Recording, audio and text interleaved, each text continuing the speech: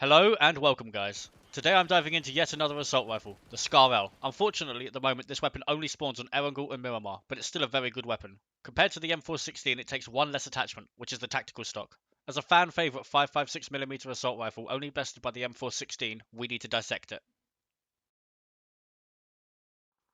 Looking at the reloads again, the initial reload test will still hold true from my previous video, but let's add that second test for ready to fire.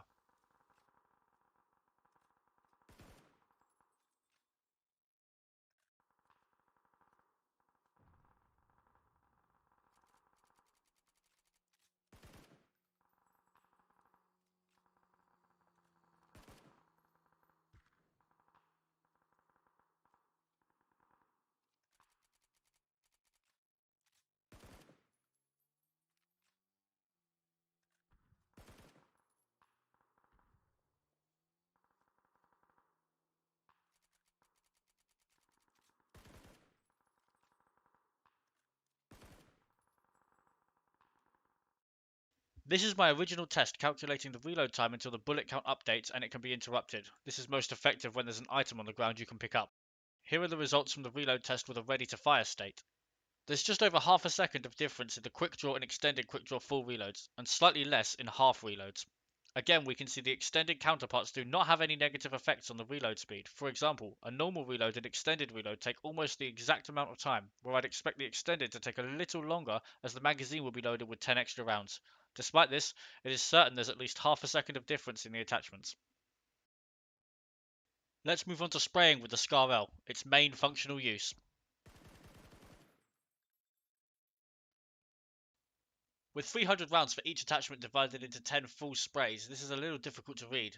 You guessed it, let's make them into trees.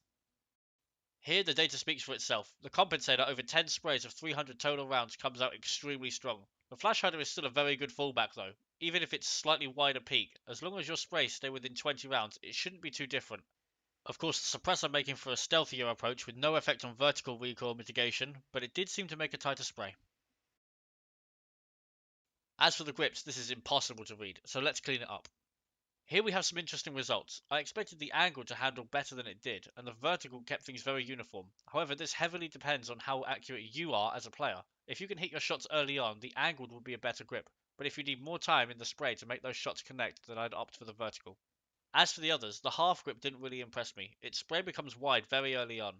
The thumb grip isn't a bad backup as it stays very tight and controlling vertical recoil is substantially easier by just pulling down on your mouse. Not to mention the small boost you get for ADS speed.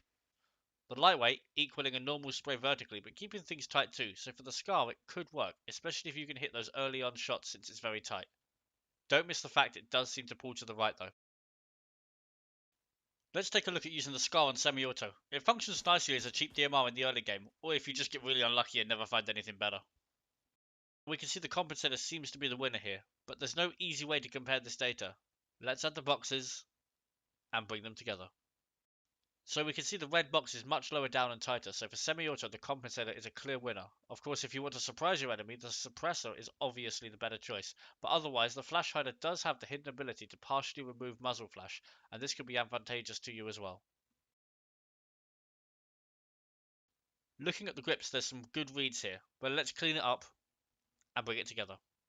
Straight away the lightweight shines above the rest. It keeps things tightest and makes them less bouncy. The vertical is a great second choice, but will probably be the ideal winner if you plan on tapping very quickly. The other grips don't really present much of a challenge, but if they're available to you, it's probably best to use one of them instead of nothing. So there we have some interesting and hopefully useful data on the Scar-L. Let me know if you have a weapon that you want to see these tests done on. As always, remember, attachments are a personal preference.